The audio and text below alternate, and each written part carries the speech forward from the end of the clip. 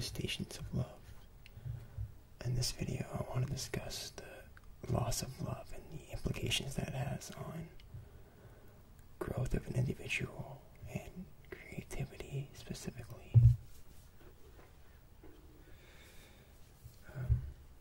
So in the last video, I kind of coined the terms eros and thanatos.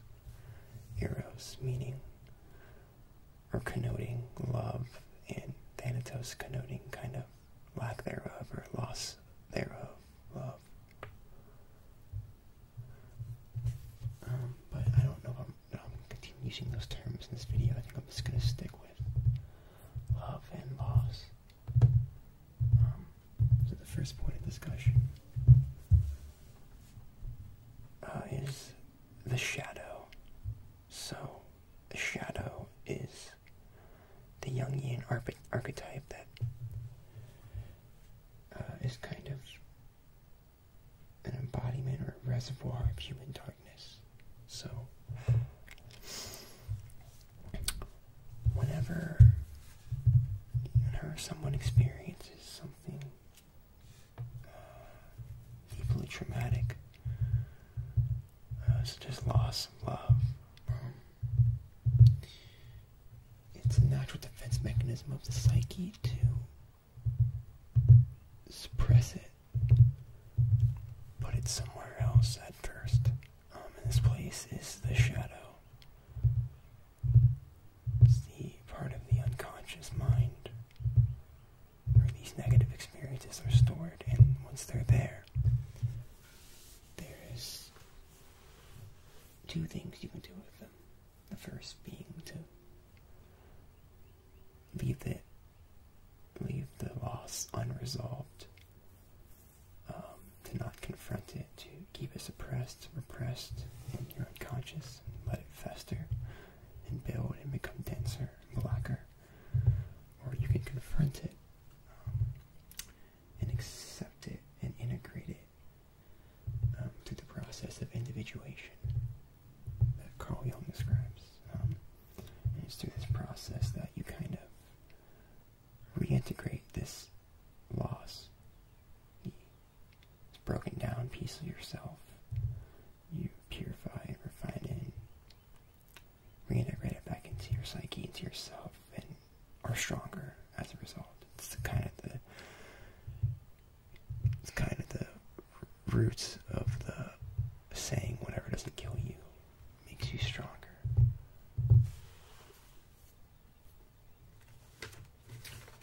So I think I'm going to first talk about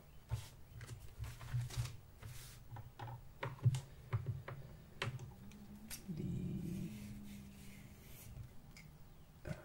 integrating the shadow route you can take. So, right, as I said, individuation is a term Carl Jung uses to describe this process. There's also the term magnum opus, great work, virtually synonymous with individuation.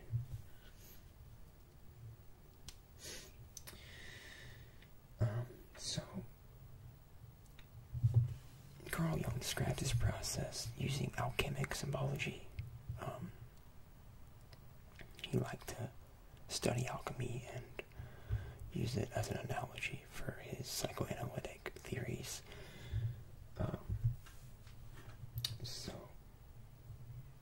He describes this process of individuation as the symbolic process that occurs as the human psyche reorients itself to create meaning out of chaos. So, in this context, chaos would refer to the what is lost.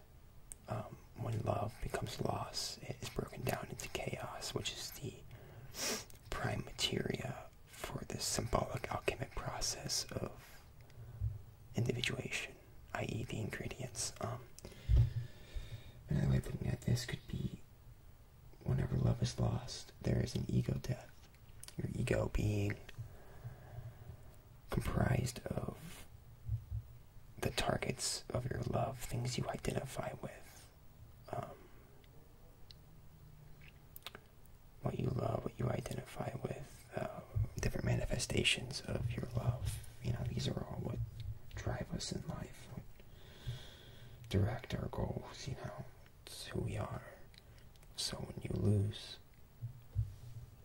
one of these targets, one of these manifestations of your love, you experience an ego death, or rather,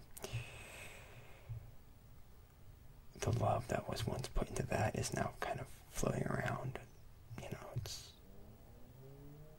been destroyed and broken down. And it's from these ashes that the process of individuation that Carl Jung describes, the process of reorientation, begins. The first step is called Negretto, which is this ego death, this blackening into chaos and prime materia. And then it's through the second and third step, Albedo, whitening, purification, and Setrenitas, yellowing, refinement, purification and refinement of this chaos, which is basically what I like to think of as you're kind of bouncing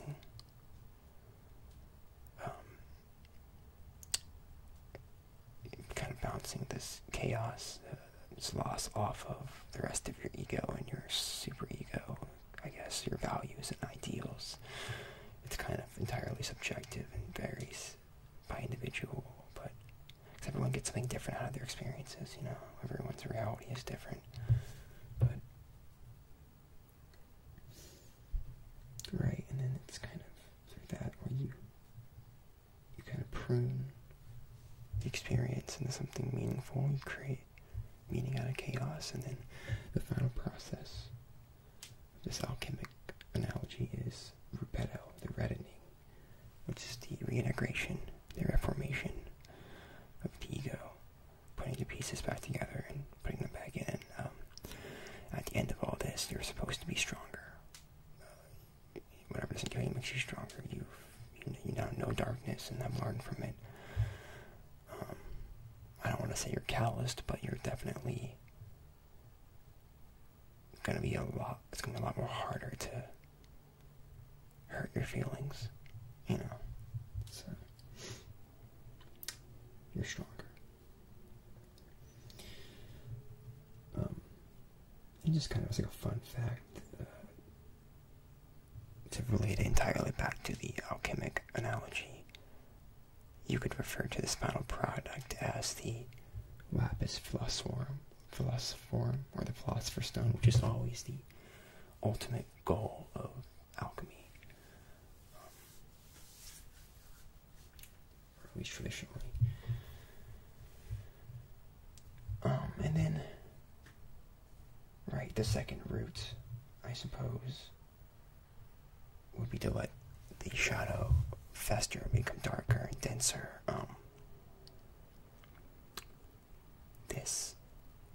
The shadow is kind of referred to as the most external layer of the unconscious mind. It most directly influences how we perceive reality, implicitly, unconsciously, right? Influencing our perceptions kind of insidiously in that sense. So if you don't confront your shadow, if you don't integrate it, and it just keeps becoming denser and blacker, it kind of becomes like what Carl Jung describes as a veil of illusion over your perception. It starts to affect how you see everything, right? And this is kind of one way of looking at maybe how mental illness works in a very vague psychoanalytic kind of way, right? Because if your shadow is that dense, it could make the world a lot less colorful, less profound, and lead to depression and all sorts of other stuff.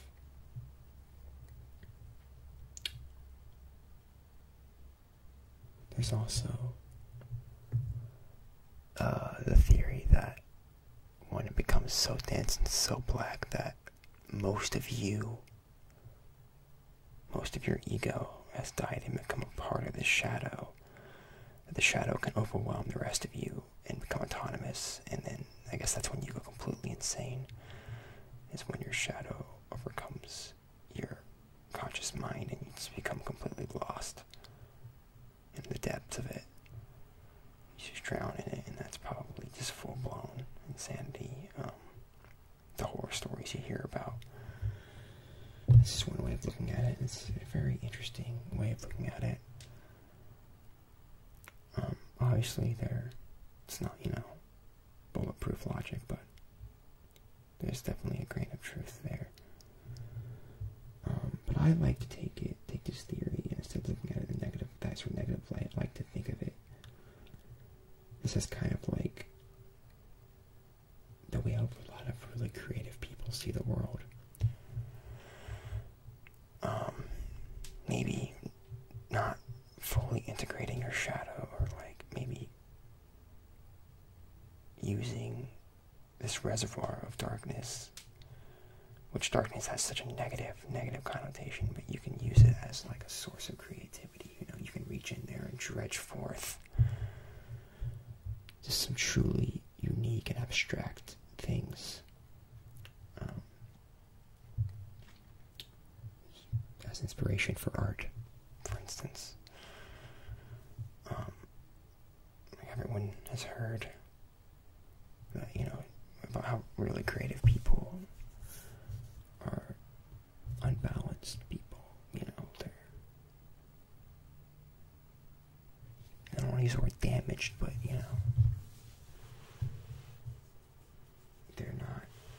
they've been shaken from reality. They're unplugged, they're woke, like something has disconnected them, derealized them.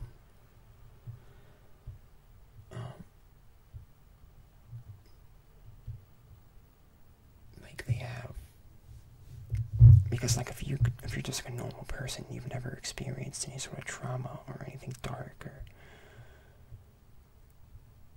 you've never been taken to a place outside of the present. You've not reached into your depths like that. All you're going to know is the immediate reality. And in the immediate reality, it is what it is, like there's no, you can't, you can combine different elements, but to create something truly unique, to create something truly creative and abstract, you need to visit somewhere else, some place of unreality. You need to experience love and then loss, and then enter the void left over. Reach in there, and it's from there that you pull things that are truly creative. The creative nothing. Truly abstract and implicit and hard to express in words, and that's why this sort of self-expression that comes from this place often has to take the form of images and colors, because you can't describe it using the words that subscribe to reality, to society, to the here and now. You have to find alternative means, and that's why creative people often look different, don't fit into the norm. Alternative, it's the very essence of it, And, as a disclaimer, I'm not saying that you have to be damaged or undergo that sort of trauma, love, loss, all that, to be a creative person, to have creativity. I think that probably in most cases, people who are creative have a natural tendency, they're naturally untethered in that sense. They're able to get to that sort of place. They have a natural affinity, a talent for it. But I think for most normal people, they need to be shaken into it. Because obviously it's the norm to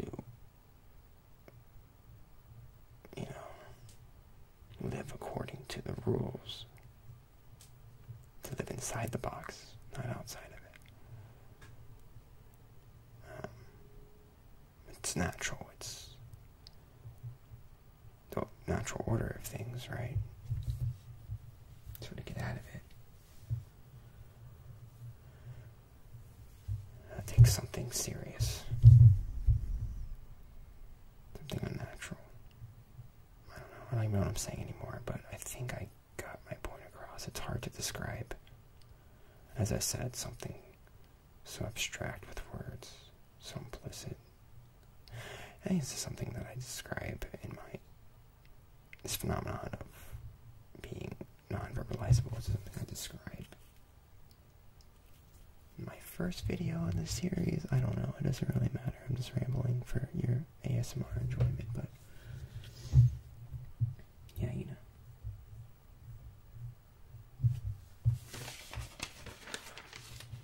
I'm just kind of freestyling at this point.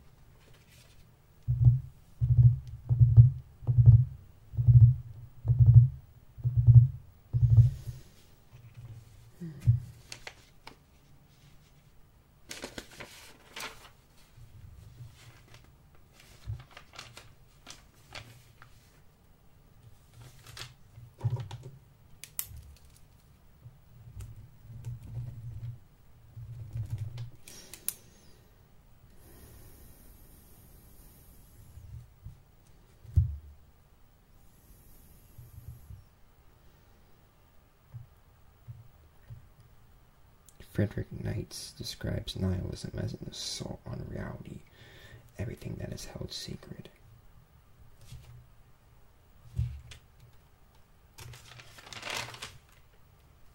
Right, it's a note I have. I'm trying to find my section on the creative nothing.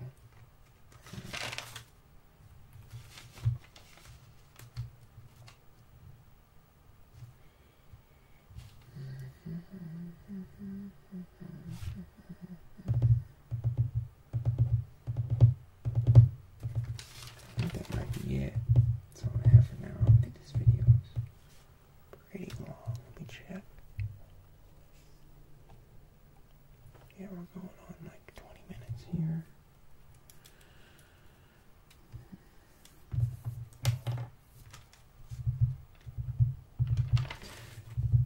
So I guess what I'm just trying to say is there is good that can come out of bad. When bad things happen to you, you really can take a lot, learn a lot from them.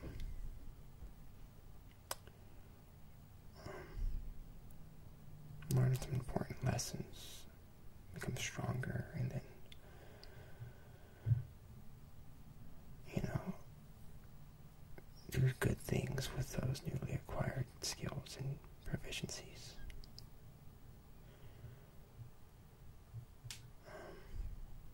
There's a light at the end of the tunnel. Stay positive, but not too positive.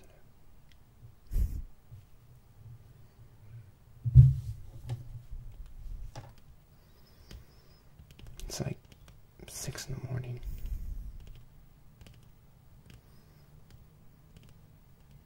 I wish the birds kept chirping. That would have been nice background noise. I think they are, but I don't think you can hear them. They were very loud earlier.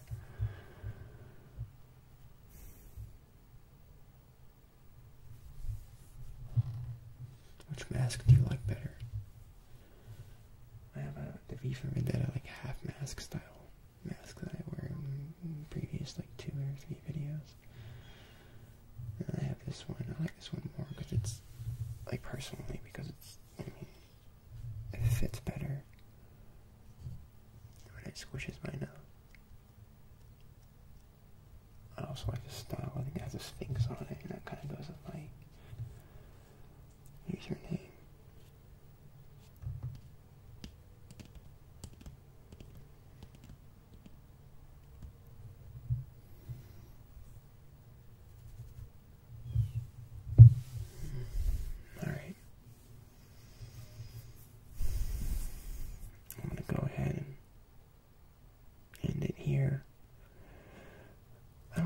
video is going to be about